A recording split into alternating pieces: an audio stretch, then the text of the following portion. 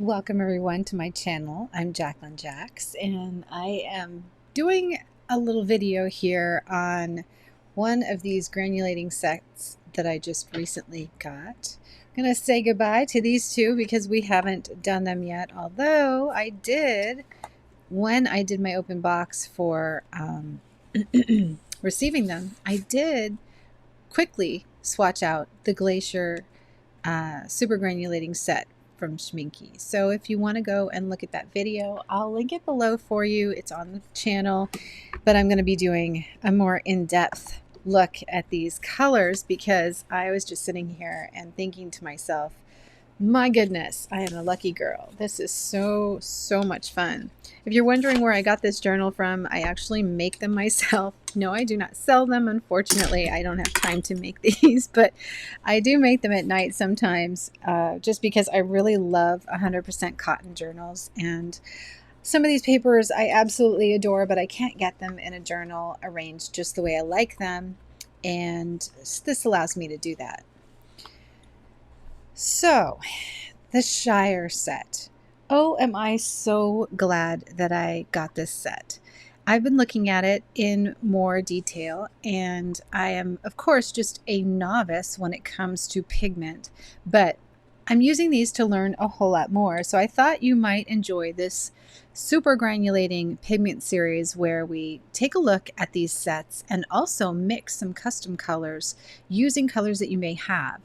This whole series is meant to let you know what's in these paints and get you and me more familiar with the pigments that we're actually painting with, because some of these go back to the early 19th century, and I think it's nice to know that. Isn't it kind of nice to be mindful of what you're painting with and what these things are composed of?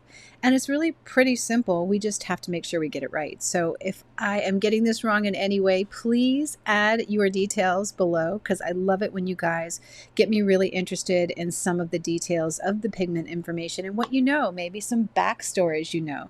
Things like Monet used Viridian green in the early 19th century when it first came out. The post-impressionists and the impressionist painters both used it. And that's a really interesting fact for me. It makes me so much more mindful of the fact that these paints have been around a long time, a lot longer than we have. And so therefore, it's not just us using them, but they have amazing history. Now, when you get the Shire set, this is the 15 ml set in the wooden box, and it's adorable. I love the boxes. I'm actually going to be customizing these boxes with some pans as soon as they get here. But if you look at the pigment information on the back of these, there's a lot bigger story being told. Things like PY159. PY159 is a semi-transparent yellow that literally I don't think anyone, except for maybe a Winsor & Newton from a long time ago, ever made colors in. I never see anyone with a single pigment PY159, and I'm going to be hunting for it. And when I find it, I will list it in my JacquelineJax.com materials guide because I'm really interested in this color. I think it's really unique to find something that is a one pigment color. Now, it's also involved with PV62 to get this color, and that is cobalt violet. So the brown, if you mix yellow and violet, as far as I know, you get a brown kind of yellow pigment. So it's going to be interesting to look at this because, like, when we see it, it's not only got a pigment that I really haven't seen in anything else I have. I don't think so. And if you know where it is, let me know where it is. But mixed with a violet hue is a really interesting thing because I don't typically mix those two together. Not when they're wet anyway, because I just don't want an undesirable effect. The next one is Shire Olive, and Shire Olive is PY159, which is that semi-transparent yellow again, and PB35. PB35 is a cerulean blue that I use all the time. Now, this one that I swatched here is the cerulean from my Winsor & Newton set because I realized that right now I don't really have a pure PB35 sitting on my table, and that is a gap in my watercolor. So I grabbed my Winsor & Newton set that was just sent to me for my birthday, and I swatched it out, and I remember this color. This color, I really do love painting with cerulean blue, but typically I get a cerulean blue mix and not the original cerulean blue. Although I can say, despite the fact that cerulean blue is typically very finicky, like in other words, the cerulean that is in the White Knight set is a PB35, I believe, but it's really finicky. It streaks a lot. And when you open the tube, the binder is always sitting at the top. Yet this Winsor & Newton seems so much more stable.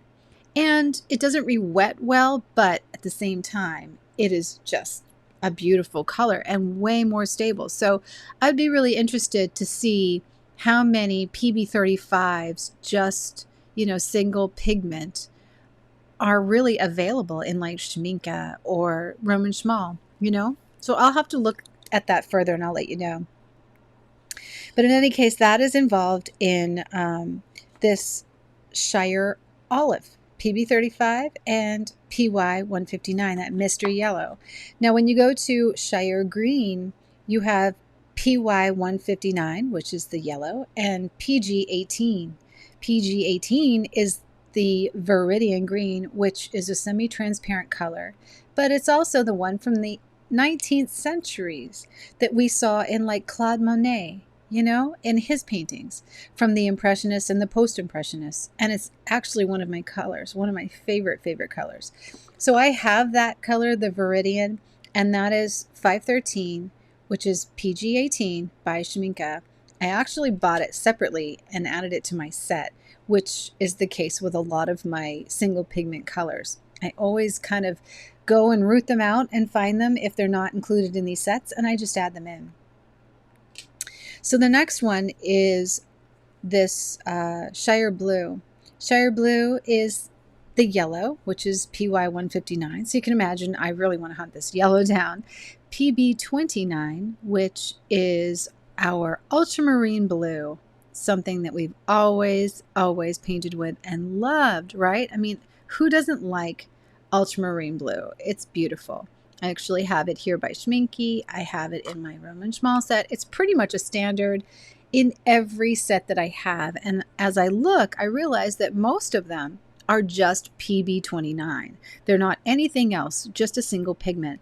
It's always granulating, and aside from the, I think it's called the finest, ultramarine finest in Schmincke, they usually are all granulating. Why the other one doesn't granulate, that's something for you to let me know about. I don't know why. So I actually do have my own pan of it that I bought separately, and it's a French Ultra number 493 by Schmincke. I got that in a tube, I believe, and added it to my set. So Shire Blue has the yellow, the PB29, and then one more, PG26, one of my favorite greens. This is cobalt chromite green. PG26 is actually a color that comes from my Roman Schmal set, and I absolutely love it. It's also available in the Schmincke set too, and I use this color constantly. It's light fast, but it's slightly opaque, and it's granular, and it's got this like beautiful blue-green. I mix it with everything from yellows to blues, and in fact, some of the paintings that I did recently that you guys really loved involved that color. So when you saw this posted on Facebook or Instagram, just realize this is the PG26, the cobalt green, and how beautiful it mixes with cobalt violet, which is PV62, and the ultra, which is the PB29. See how pretty that is? So now it starts to make a little more sense, right? Because you realize that there's a lot of things going on that you see and you just don't realize that you see them. It's going to be exciting to swatch these out once you know this, right? That's what I thought. So Shire Gray is the last one of the set, and I'm so glad now that these are 15 mLs. They're PY159, which is our yellow. So base yellow throughout this entire thing, and I've never seen this color even come out in my sets before. PB74, and that is, do you know what PB74 is? It's cobalt zinc ciliate. I did not know this. Early 19th century color, also in the Roman Schmal set, and it's more red than the regular cobalt. So I did not know this. There's a PB74, which is the cobalt here. That is more like the ultramarine. And then there's a PB28 that is another cobalt, and it's more of a blue color, like a blue-red color. It's amazing that I did not know there were two cobalts, and somebody pointed this out to me on my channel recently, and I'm so glad you did, because it made me look a little deeper into what color was what. I had no idea. I thought cobalt was cobalt until now, and I realized that I do paint with both of these colors and not realizing that they pull different tones depending on what set I use. Now this is going to make a big difference because I do a lot of color mixing. So I'm really glad that you pulled that out and let me know. And if I wouldn't have gotten this set and you wouldn't have mentioned it, I would not have known. Now the last color that is in here is PBK 11, making up the gray, and that is Mars Black. It's iron oxide black. You might have it listed. It's an opaque black, very warm, but it tends to take over every color. So if you're going to make your own super granulating colors, you might want to put less black and add it very, very slowly into your mix, because I've done that before, and literally it does take over everything. But I've mixed it with some really nice reds and magentas and made some interesting cherries. So you might want to just kind of keep that in mind, you know. There's another black that I think it's ivory black. That's a different, it's a different pigment altogether, and that's not this one. This is much, much different. The ones that you see that are super granulating, I think they're all the PBK 11. All right, so let's get to swatching, shall we? Now that I've explained what I learned and got you on the same page as me, so now you'll know what I'm doing and why I'm doing this little study here, you know, and putting it all together. Because I want more of this to happen all the time. I love these super granulating pieces that I'm able to do, and I want to do larger ones, but before I can, I have to really understand the paint and know what's going on with them, especially if I want to mix my own colors. So I thought this was a really good time and moment to just kind of get deeper into super granulating colors and, you know, just experience them in ways that I haven't before. So I'm glad you're on the journey with me. It's fun. Okay, so can everybody see really well? Let me get these a little closer in hand, and we'll start swatching them. And by the way, I'm using the Ultimo Escoda 10. This seems to be my favorite go-to swatching brush because it's got a really nice big belly and a point. So I'm able to paint these circles with it. This is actually the travel brush. Okay, for the sake of argument, I am actually going to start out with Shire Green. And the only reason why I'm starting out with this one is because I've already painted it here. My little break when my water needed changing, I actually had some of this on my brush, so I had to put it down. So I'm going to start with this one, Shire Green. Better put it here. So typically when I like to swatch, I like to use a brush that holds a lot of water, especially for granulation, because the granulation likes to dance across the water typically, and without a lot of water, or if it's too thick, you're not going to see it as well. Shire Green is made up of the PY 159, which is that mystery yellow that I've never seen before in any of my sets, and PG 18. PG 18 is the Viridian Green that we talked about, that is the early 19th century discovery and often seen in the post-impressionist and impressionist paintings, all of which I'm sure you have seen many, many times. That is just gorgeous. So you can see that it's definitely pulling some of that golden yellow. It almost looks like, you know, it's I think a close comparison to that yellow is transparent yellow maybe. I think that's close. I think that is PY 150 maybe. I probably have it wrong, but I think that's close to it. You can let me know what you know about this. And if I remove some of the color, that yellow really comes forward. So if you remove the upper layer of green, you can see how that yellow is coming right out. It's really cool. And it's also happening in my swatch, which I let kind of dry so that I could pull back the curtain by removing a little bit of our green, because our green is semi-transparent, so it should remove a little bit. There you go. Look at that.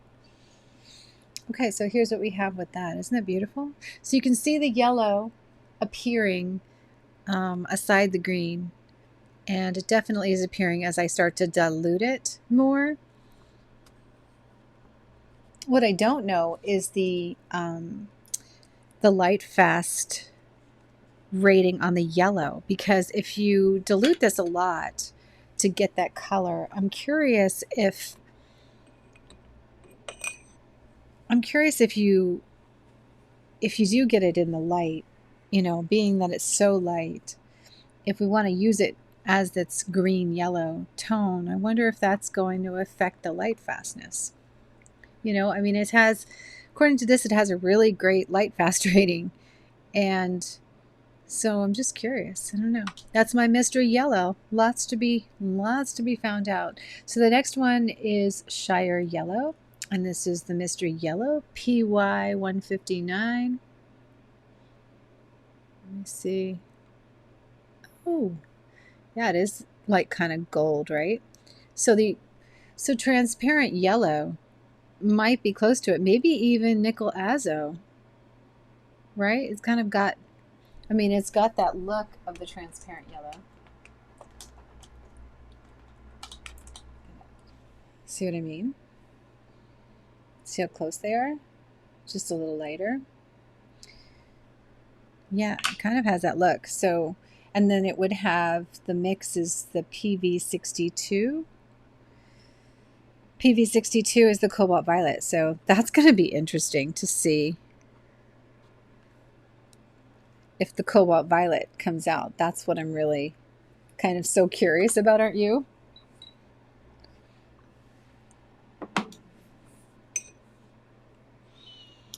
Okay. So right now it looks a little like green gold.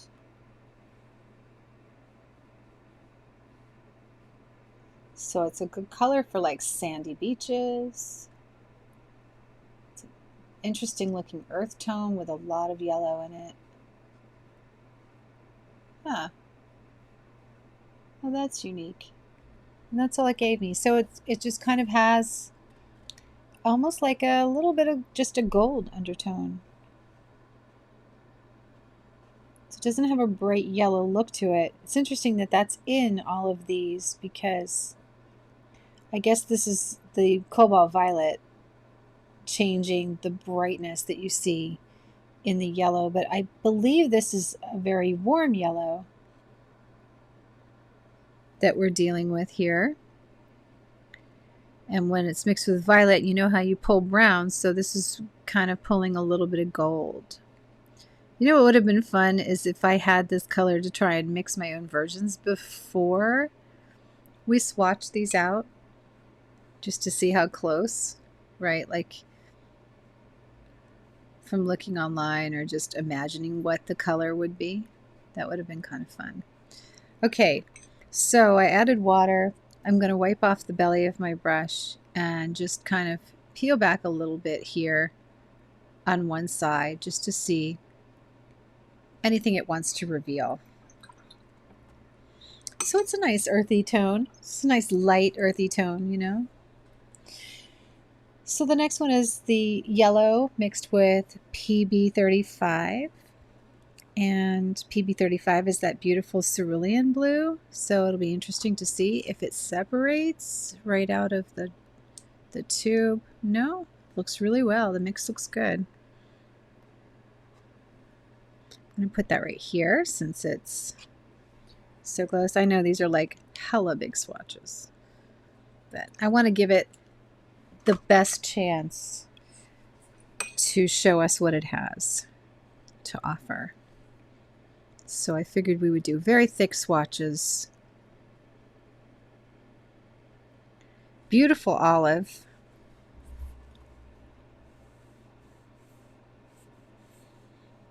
It's got a gorgeous spread.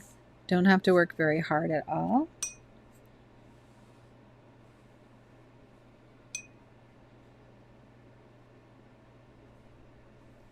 It's pretty. Very, very pretty. Okay, so now let's get our mass tone in the center. Very creamy. That's the cerulean going to work. I'm amazed that they can get this so stable with cerulean blue. I mean, I'm seeing a little bit of streaking, but not really. It's reacting really well on the paper.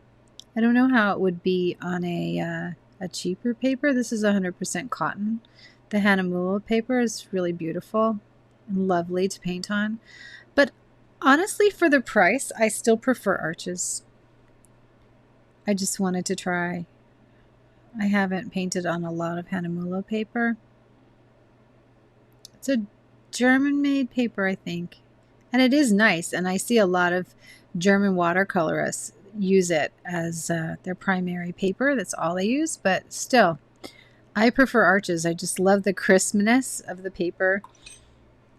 Okay, so I got a pretty nice mass tone, and now I'm starting to break apart the pigments a little bit so that I can see some of the yellow, and I'm hoping to see some of that cerulean blue come out. Maybe we'll just give it a little water and let it sit for a bit, and we'll come back and look at it. Yeah, I didn't see it in here though, which is interesting. I almost feel like if I had it in a pan, it would give me a little bit more. There we go. Just put a little more because I'm not seeing the blue. Very little of it anyway. I don't know, I was kind of looking for more of a pop, so I kind of want to do my own mix, adding more cerulean blue. You know, I'd like to see a surprise of blue come out, and maybe it will here.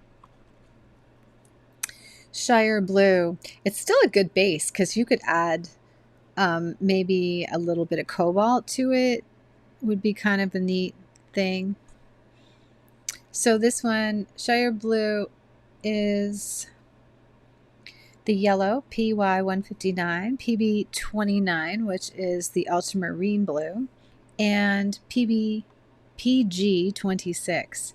PG26 is this, so it's this, and the yellow.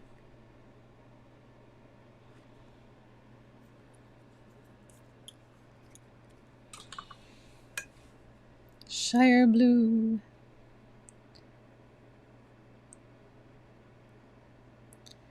It's nice.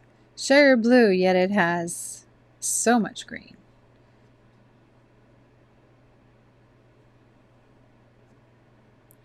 I mean, it can't have any more cobalt than it does. It's got that cobalt green, dark green all over it.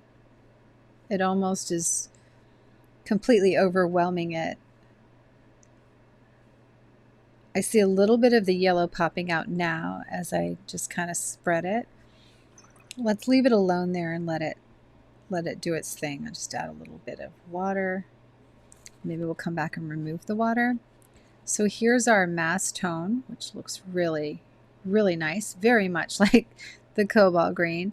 But I guess this one is just meant to have a bunch of interesting surprises kind of coming out. If I were going to mix this myself, I think I would add more ultramarine to it. I mean, it almost looks identical to a swatch of cobalt green. So I'm going to peel it back, almost all of it, and hope that I see a lot of ultra in there.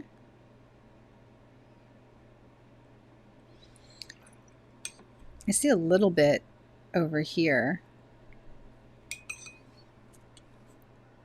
So I'm just going to remove some of the color here on the top of the ball.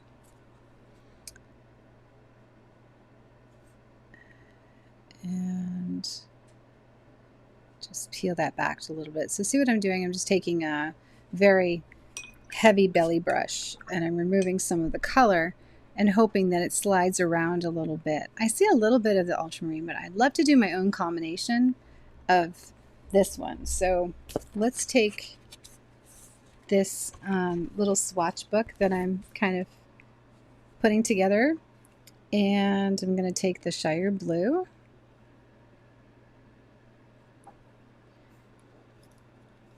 And I'm literally going to take my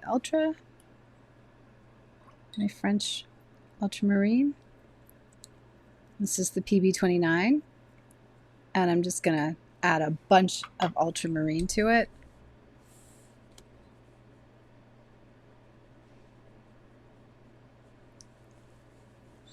And see if I can get what I'm looking for.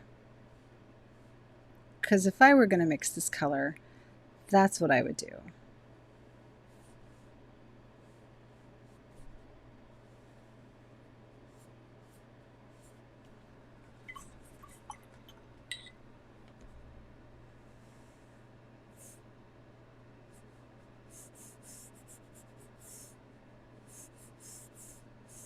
There we go. That's what I'm looking for. So let's just grab a little more ultra.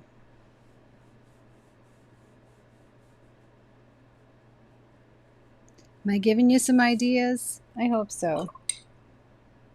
See, just by adding a little more ultra in there, now I'm getting a nice variation of shade. How nice is that? What should we call it? But this is a great way to paint with your granulation shades because you can literally just accentuate the color you're looking for. So if you know, since PB29 is in there, just grab your PB29 and paint with a little bit more of it.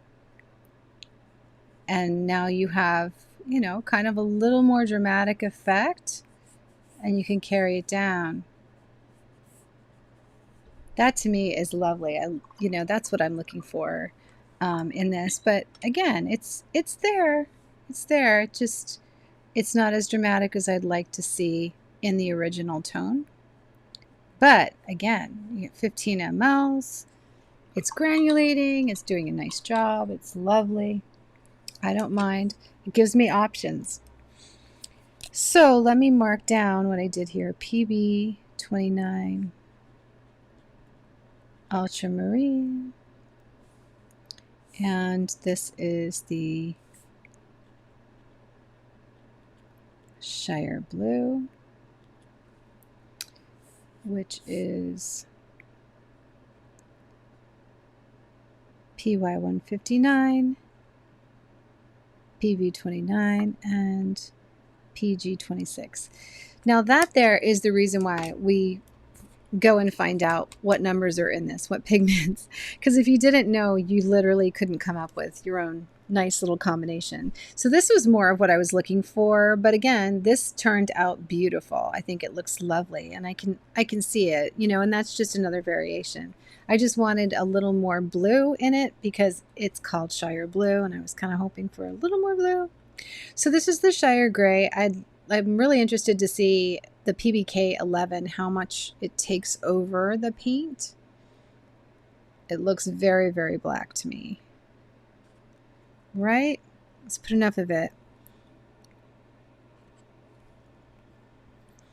So this has got PY159, of course. Everything has the yellow in the Shire set. And then PB74, and this is the cobalt, like the more like lavender, more purple cobalt.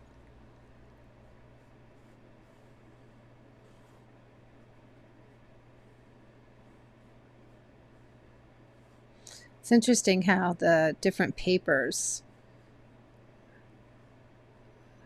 show different attributes of the colors. Like this page here is the back page of the Hahnemuhle.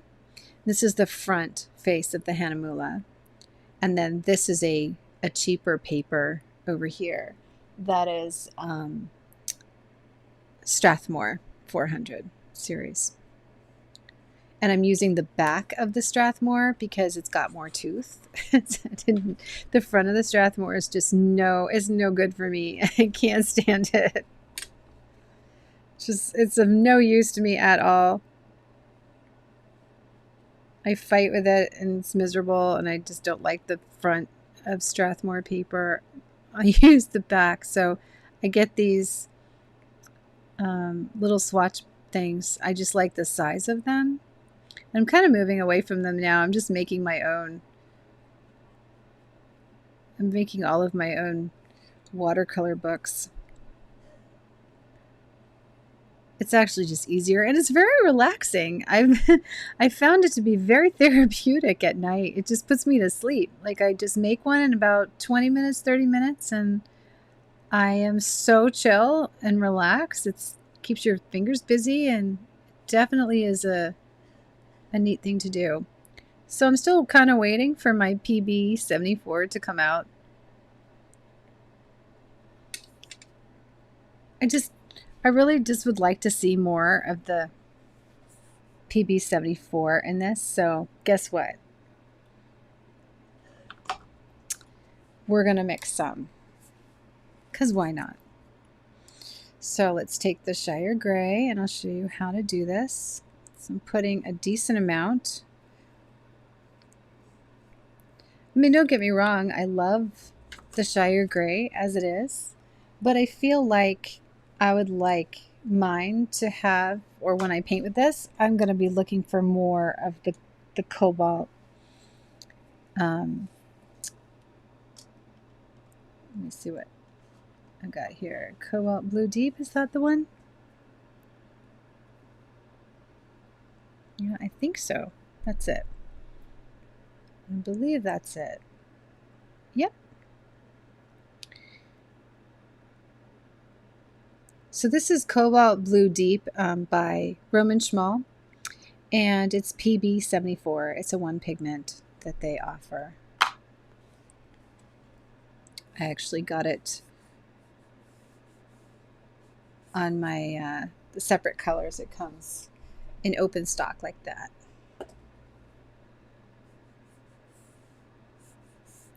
Yeah, that's beautiful. So even if I were painting together, a good idea here is if you want to paint with super granulating colors and you don't feel like just using just the colors as this set is involved, then one thing I'm showing you is that you could just get some PB74, paint the PB74, and then paint, you know, like maybe use your gray as the shadow.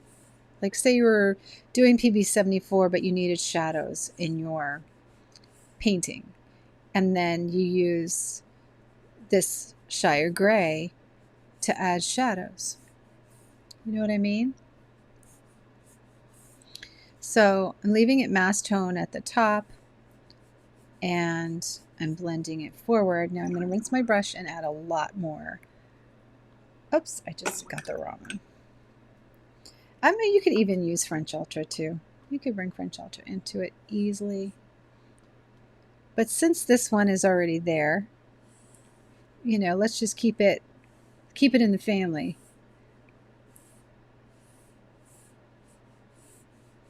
Yeah, that makes me happy. Doesn't that make you happy? I like that. I like this color. I like that.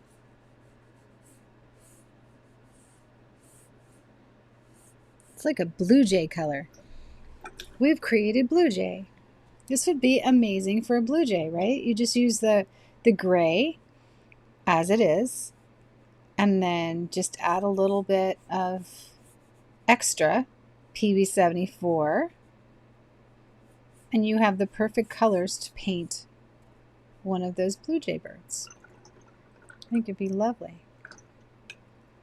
This is also great for a like a stormy winter, or like a stormy winter scene, or also like a stormy sky would be really, really pretty in this color. So let me write this down. So this one is a mix of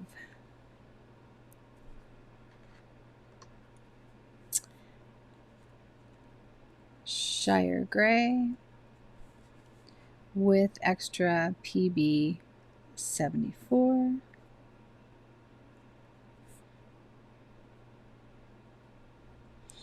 Cobalt.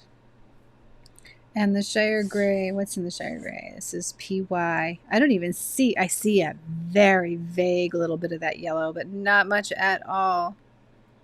PY 159 is like non-existent in this right now.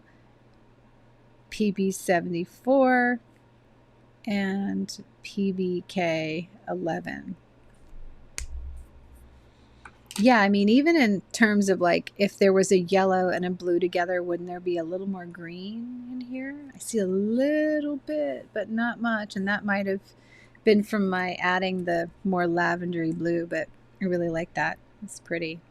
But it coordinates, you know? So like this is a complement that you could add, you could paint with ultramarine and add that to this range. You can paint with PB74 and add that to this range. And so you're kind of building on a coordinating palette, you know? You can even throw in this ultraviolet and literally start mixing it down into the shades and just get more. I probably wouldn't mix it into anything that was too green because you're just going to pull more brown, and you already got this one. You don't really need gold. So if I were going to bring ultraviolet close to any of these, it would probably be this one, which we can do here just out of curiosity since I happen to have it right here. Here's the PV62. So just get this wet. This is a Schmincke color. I got it in the tube and I made my own pan. So I'm just getting enough of it on my brush so I don't have to redip. Okay, so this is the PV62. So put a lot of that there. And then let's go and get the Shire Gray again.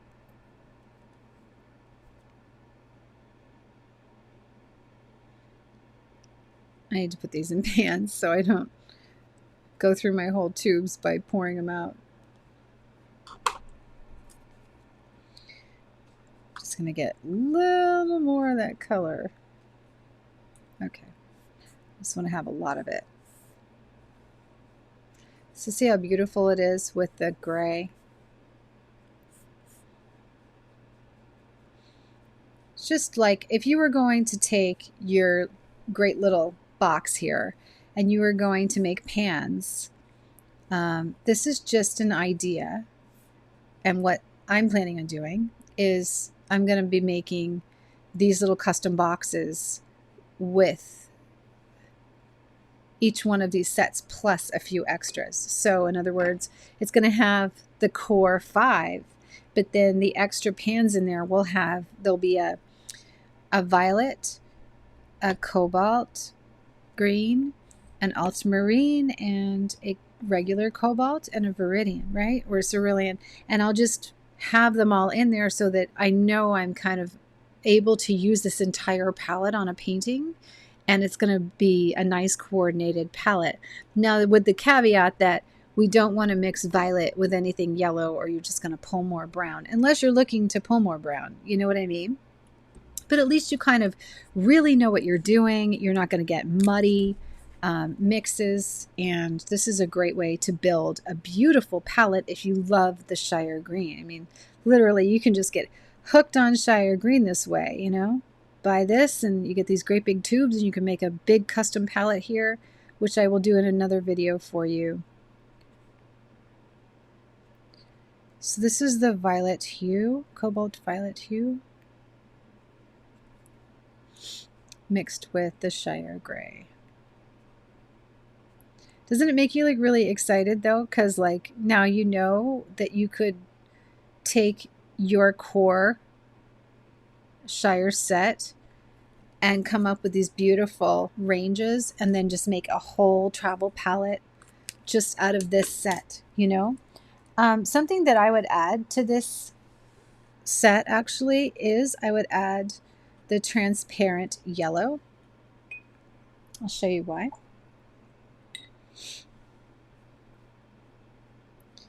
Or, I mean, if I could get my hands on the PY159 to see what it's like, I would. But I feel like this one is so close to it that you could easily just add this to your set. See what I mean?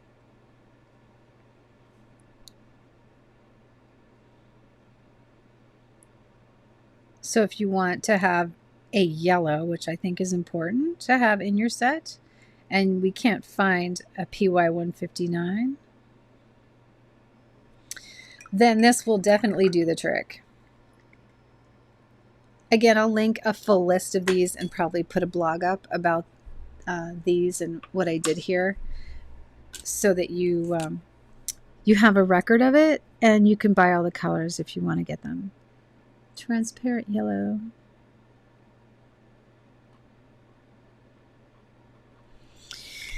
So looking over the set, I've got plenty of blues. We've got a bright green. We have a luscious, really pretty Shire green. You've got olive, which you can even add more chromium, cobalt too if you wanted to. Again, if you have these in your palette, these base colors, you can add a little more to any of these like we've done, and pull the color a little differently. All of them are going to be super granulating, right? So we've seen that this actually does granulate in mass tone, but not as much when it's lighter. So keep that in mind, and it will depend on your paper too, I think. Yes, definitely. So the Shire yellow, it does what it does, but love this one. This one's really beautiful. And this one's really beautiful, especially when mixed with our little custom palette. So this is my idea for what I'm going to do with this palette. So if you want to watch me put together and swatch the custom palettes once they're done, then, keep an eye out for it. It's going to be part of this series, and I'll be doing a painting when I do that, just so you know. All right. I hope you enjoyed this, and I hope you learned something. If you want to see me do more of these videos where I break down what's in these and show you why they work together and how to mix your own colors as well in this, then please let me know. Leave me a comment below so that I can just kind of get a feel for what you guys really want to see here. I love the Shire. I had a feeling I was really going to like it, but now I like it ever so much more now that I've seen what it can do and the possibilities. Okay. Bye, guys. I'll see you later. Have a nice night.